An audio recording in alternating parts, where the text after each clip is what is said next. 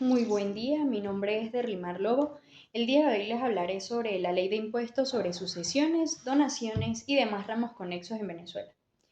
En esta primera parte de mi exposición profundizaré en los aspectos conceptuales y procedimentales que rigen esta normativa, para posteriormente dar un paso a un análisis práctico, real y crítico de su aplicación en nuestro entorno económico actual. Contexto general de la ley. Para iniciar nuestro recorrido es fundamental comprender con precisión qué es lo que regula este tributo y cuál es su espíritu jurídico. El marco legal de esta ley tiene como objetivo principal y directo gravar las transmisiones patrimoniales que se realizan a un título gratuito. Esto significa, en palabras sencillas, aquellos escenarios donde una persona adquiere la propiedad o posesión de un bien, un derecho o una herencia sin tener que entregar absolutamente nada a cambio como contraprestación económica, diferenciándose claramente de los actos a título oneroso, como lo sería una compraventa común, como lo sería eso normalmente. De acuerdo con lo estipulado en el artículo 1 de esta ley, esta transferencia gratuita de patrimonio ocurre bajo dos modalidades principales que debemos distinguir.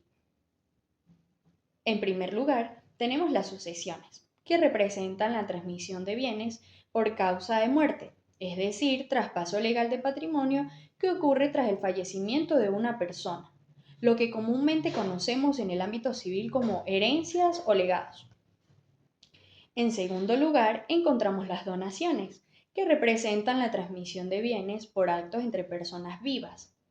Aquí una de las partes cede voluntariamente y en vida un derecho patrimonial o un bien a favor de la persona que lo acepta. Es de suma importancia destacar que este es un impuesto de carácter estrictamente nacional. Esto implica que su recaudación, los procesos de fiscalización, el control y la verificación posterior están bajo la exclusiva competencia del Poder Ejecutivo Nacional, una potestad que es delegada directamente en el Servicio Nacional Integrado de Administración Aduanera y Tributaria, el SENIAT, garantizando así que las reglas sean uniformes en todo el territorio del país. Estructura obligacional. A continuación, pasaremos a desglosar minuciosamente la estructura obligacional de este tributo, identificando cada uno de los elementos claves que dan vida, forma y validez a la obligación tributaria. En primer lugar, identificamos al sujeto activo, que es el acreedor del tributo, la entidad que tiene el derecho legal de exigir el pago. En nuestro país, este rol lo ejerce de manera única el Estado venezolano y, como mencioné anteriormente, la potestad de su administración y recaudación recae en el SENIAT. Por otro lado, tenemos al sujeto pasivo, que representa a las personas obligadas por la ley al cumplimiento y pago del impuesto. Aquí debemos hacer una distinción importante. En el caso de las sucesiones, esta obligación recae directamente sobre los herederos universales y los legatarios, mientras que en el caso de las donaciones, la responsabilidad recae sobre los donatarios, es decir, aquellas personas que se benefician al recibir el bien. Cabe acotar que el legatario se diferencia del heredero en que recibe un bien específico y determinado por voluntad expresa del fallecido, pero ambos comparten la misma condición de sujetos pasivos ante el fisco. El tercer elemento es el hecho imponible, que no es más que la situación de hecho o de derecho que la ley establece para originar la obligación de pagar el tributo. En este contexto, el hecho imponible se consolida de forma instantánea en el momento en que se adquiere legítimamente un patrimonio de forma gratuita. Esto ocurre bien sea en el segundo exacto del deceso del causante, en el caso de las herencias, o en el momento de la aceptación formal, en el caso de las donaciones. Para calcular cuánto se debe pagar, pasamos a la base imponible, que es la cuantía económica sobre la cual se va a aplicar la ley del gravamen. La ley establece con claridad que este cálculo no se realiza sobre totalidad de los bienes brutos, sino sobre el patrimonio neto dejado por el causante. Para determinar este patrimonio neto se realiza un balance, Se toma la totalidad de los activos como bienes inmuebles, vehículos, acciones o cuentas bancarias y se le restan los pasivos expresamente permitidos por la ley. Estos pasivos incluyen las deudas pendientes que haya dejado el fallecido, los gastos médicos derivados de la última enfermedad y los gastos funerarios. Todos ellos debidamente soportados con sus respectivas facturas legales. Finalmente, encontramos la alícuota regulada en el artículo 7 de la ley. A diferencia de otros impuestos de tasa fija, esta ley establece una alícuota progresiva calculada en unidades tributarias. El artículo 7 contempla una tabla o matriz cruzada donde el porcentaje aplicable varía según dos variables. Por un lado, la magnitud económica de la herencia y por el otro, el grado de parentesco directo con el fallecido. Bajo este esquema, mientras más lejano sea el vínculo familiar con el causante, la alícuota impositiva se incrementa drásticamente, penalizando los lazos de parentesco indirectos o colaterales. Procedimiento de pago y trámite. Una vez comprendida la estructura teórica, corresponde evaluar cómo se ejecuta este procedimiento en la realidad práctica y administrativa de nuestro país. En primer punto crítico y donde suelen ocurrir la mayor cantidad de errores es el plazo legal establecido en el artículo 17. Este artículo señala taxativamente que los herederos compelen la obligación de presentar la correspondiente declaración sucesoral dentro de los 180 días hábiles siguientes a la apertura de la sucesión. Es vital aclarar que por apertura de la sucesión, la ley entiende el momento exacto de la muerte del causante y que al hablar de días hábiles nos referimos a los días laborables para la administración tributaria, excluyendo fines de semana y feriados, lo que otorga un margen de tiempo un poco más amplio en el calendario, pero que aún sigue siendo un lapso estricto dada la complejidad de los requisitos. En cuanto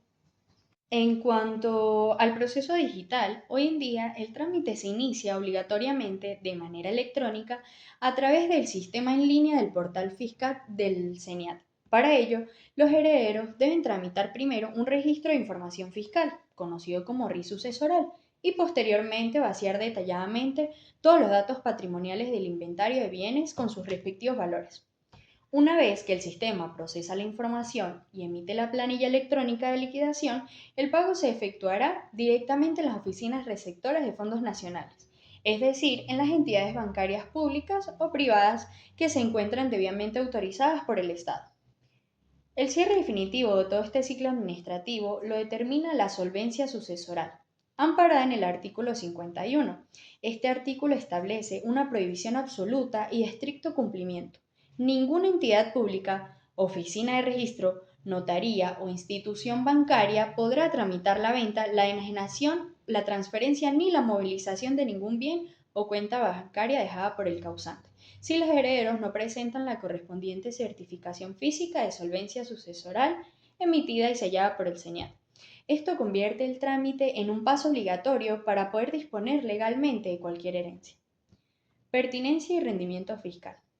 Llegados a este punto, considero de gran valor realizar un análisis crítico y reflexivo sobre la pertinencia socioeconómica y el rendimiento real de esta ley en nuestro contexto nacional venezolano. Si analizamos la pertinencia social desde la doctrina económica pura, este impuesto está plenamente justificado. Su objetivo principal es buscar la justicia distributiva, evitar la acumulación desproporcionada de la apertura de la riqueza a nivel nacional y además proveer al Estado un inventario y un control patrimonial sumamente transparente sobre la propiedad privada y la riqueza circulante en el país. No obstante, si confrontamos la teoría con nuestra realidad financiera actual, encontramos una gran contradicción. En el rendimiento fiscal actual de este tributo es sumamente bajo, ineficiente y casi nulo para las arcas del Estado. ¿A qué tasa se debe esto? La causa principal radica en el fuente crónico que existe en el valor de la unidad tributaria en comparación con la inflación real y el valor comercial del mercado que poseen los inmuebles y vehículos en Venezuela. Al realizarse los cálculos impositivos basados en una unidad tributaria cuyo valor nominal está completamente desactualizado, las sumas finales en bolívares que los ciudadanos deben pagar terminan resultando insignificantes y simbólicas para el erario público. Hoy en día podemos afirmar con criterio técnico que ese tributo le cuesta más al Estado en términos de horas, papelería, auditoría y procesamiento informático dentro del SENIAT de lo que realmente aporta una recaudación líquida. Por lo tanto, ha dejado de ser un impuesto de recaudación para convertirse primordialmente en un trámite burocrático de control de propiedad. Abordaje práctico, un caso hipotético. Para dar cumplimiento a este abordaje práctico de nuestra actividad, pasamos a analizar detenidamente un caso hipotético que refleja a la perfección las consecuencias del incumplimiento de los lapsos legales. Evaluemos el caso del ciudadano Juan de Dios, quien fallece dejando como único patrimonio una vivienda familiar. Sus herederos legítimos, debido a demoras justificadas en la obtención de documento civil, retrasos en los registros y diferencias o conflictos internos familiares, terminan introduciendo la declaración sucesoral formal ante el portal después de 10 meses del sensible deceso de su padre. ¿Cuál es la resolución legal y técnica que corresponde aplicar en este escenario? Al confrontar los hechos descritos con el artículo 27 de la ley que estudié anteriormente, observamos que en un plazo de 10 meses del calendario excede por completo lo equivalente a los 180 días hábiles otorgados por el legislador. En consecuencia, desde el punto de vista legal, los herederos han incurrido una declaración extemporánea de esta situación. Esta situación acarrea consecuencias administrativas inmediatas que se encuentran reguladas bajo el Código Orgánico Tributario. En primer lugar, se generan sanciones pecuniarias. El sistema informático del SENIAT liquidará de forma automática y obligatoria una multa por presentación tardía. Esta multa se encuentra indexada según la normativa vigente del Código Orgánico Tributario y a ella se le sumará el cálculo de los intereses moratorios acumulados, los cuales se generan día a día desde el momento exacto en que venció el plazo legal de los 180 días hábiles.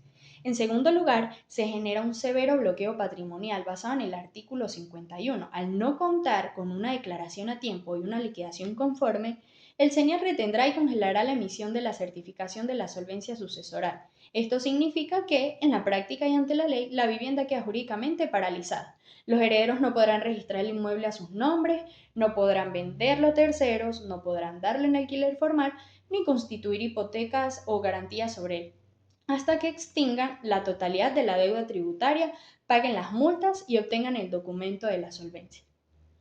Una vez resuelto y aclarado el impacto práctico y legal de la normativa, paso al tercer y último momento de nuestra actividad enfocada en la socialización de los conocimientos adquiridos. Para concluir formalmente con mi presentación y abrir un espacio de debate, quiero dejar planteada una pregunta muy cercana a la realidad de cualquier ciudadano, con el fin de que podamos discutirla en el foro. Tomando en consideración las realidades burocráticas, institucionales y operativas que caracterizan a nuestro país en la actualidad para la obtención de actas de función, títulos de propiedad desactualizados, justificativos de testigos y declaraciones filiatorias, ¿consideran ustedes que el plazo de 180 días hábiles es realmente justo, práctico y suficiente hoy en día, o por el tema contrario? Debería promoverse una reforma de ley para ampliar de manera significativa este lapso y así evitar que la gran mayoría de los ciudadanos caigan inevitablemente en la extemporaneidad y en el cobro de multas costosas. Es una interrogante que es abierta en el foro. De esta manera doy por finalizada mi exposición. Muchísimas gracias a todos. Espero y tengan un muy bendecido día.